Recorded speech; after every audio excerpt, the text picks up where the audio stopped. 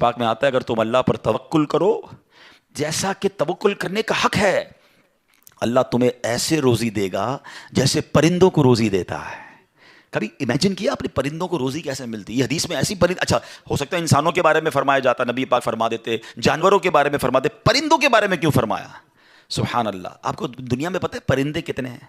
ایک کیلکولیشن کے مطابق اس دنیا میں جتنے جانور ہوتے ہیں نا وہ انسانوں کا ملٹیپلائی بائی 10 ہوتے ہیں، ٹھیک ہے؟ ہم 8 ارب ہیں تو وہ 80 ارب ہیں، ساری جانور، چوپائے اور جتنے بھی جانور ہیں، انسیکٹس بھی اس میں ملا لیں، لیکن فرمایا پرندے اس کا ملٹیپلائی بائی 10 ہوتے ہیں۔ اٹ مینس اس دنیا میں اپروکسیمیٹلی 800 ارب پرندے ہیں، ٹھیک ہے؟ 800 ارب پرندے روز کہاں سے کھاتے ہیں؟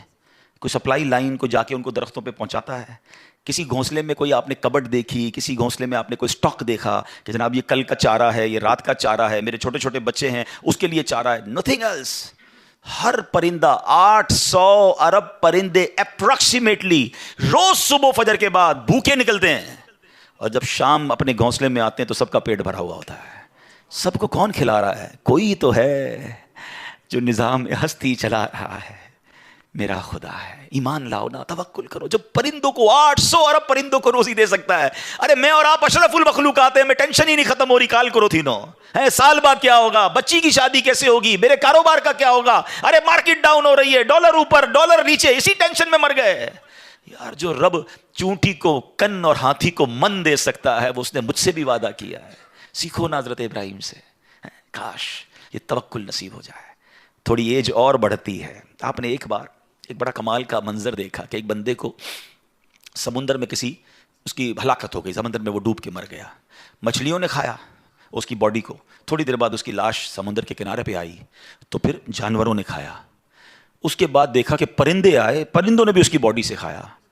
آپ کے ذہن میں خیال آیا کہ یا اللہ یہ بندے کو قیامت کے دن تو کیسے اٹھائے گا؟ ایمان تو تھا مگر اس کی باڈی کے اجزاء تو 3 الگ الگ مخلوقات کھا گئیں، اور قیامت کے دن یہ واپس کھڑا ہونا ہے اس نے۔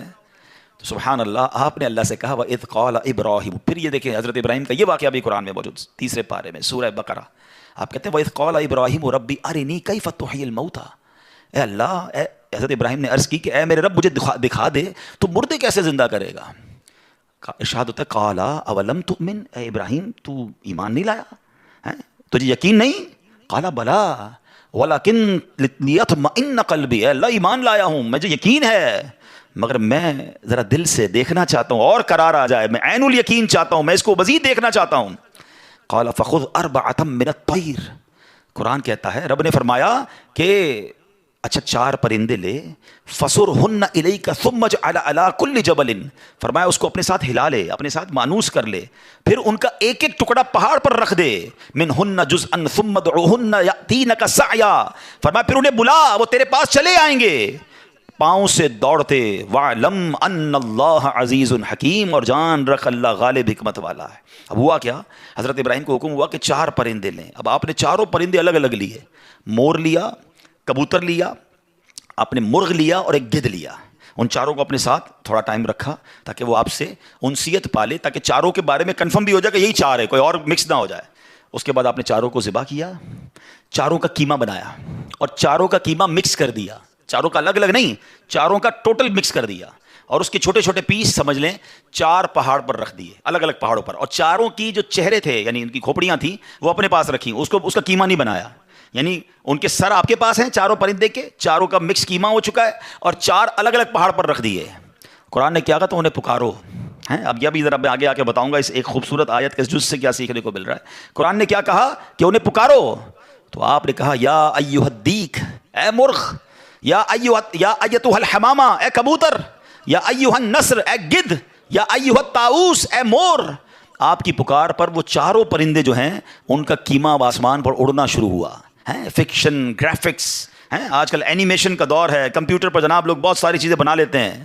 سنو 5000 سال پہلے قرآن میں یہ واقعہ موجود ہے کہ کیا ہوتا ہے، ان چاروں کا قیمہ اڑتا ہے، اور اب جس کا مرغ کا ہے وہ مرغ کی طرف، مور کا ہے تو مور کی طرف، کبوتر کا چاروں کے جسم پورے کمپلیٹ ہوتے ہیں، سر نہیں ہے، سر تو آپ کے پاس ہے نا، وہ چاروں پرندے بغیر سر کے دوڑتے ہوئے آپ کے پاس آتے ہیں، زندہ ہو جاتے ہیں مگر سر نہیں ہے۔ قریب آتے ہیں تو حضرت ابراہیم نے ان کا سر جو ہے وہ واپس ان کے پاس لگا دیا، سب سر بھی ان کا لگ گیا، آ کر دانا چگنے لگ گئے۔ حضرت ابراہیم نے اپنی آنکھوں سے مردوں کو زندہ ہونے کا واقعہ دیکھا اور آپ کے دل کو اطمینان اور قرار آیا، یہ میرا رب یہ ہے۔ کیسے ہیں کہتے کسی کو شیر کھا جائے، کسی کو مچھلی کھا جائے، کسی کی سمندر میں موت آ جائے، معاذ اللہ کسی کے پرخچے اڑ جائیں، کوئی آگ میں راکھ ہو جائے، میرا رب چاہے تو سب کو دوبارہ جسم ان کی تمام باڈی کو پھر کریٹ کرے گا اور وہ قیامت کے دن جمع ہوں گے۔ حضرت ابراہیم نے یہ اپنی آنکھوں سے دیکھا۔ حضرت ابراہیم علیہ السلام کے اس واقعے سے کیا سیکھنے کو ملا؟ پہلی بات، میرے رب کی قدرت کیسی ہے، ان اللہ علی کل شیء قدیر، ٹھیک ہے۔ دوسری بات، علماء کہتے ہیں، صوفیانہ تفسیر اس کی لکھی گئی کہ 4 پرندے کیوں لیے گئے، کبوتر، مور، گدھ اور چوتھا مرغ۔ فرمایا ان چاروں کی نا ایک بری خصلت ہے۔ مرغ ہے اس کے اندر شہوت بہت ہے، جو کبوتر ہے اس کو اپنی اڑان پر بڑا ناز ہے، بڑا تکبر ہے، بہت اونچا اڑتا ہے۔ فرمایا گدھ جو ہے اس کا کیا پرابلم ہے، گدھ کے بارے میں فرمایا کہ وہ لالچی بہت ہے۔ اچھا، پھر اس کے بعد ایک اور پرندہ ہے مور، اس کو اپنی خوبصورتی پر بڑا ناز ہے، خوبصورتی کی وجہ سے بڑا پراؤڈ فیل کرتا ہے۔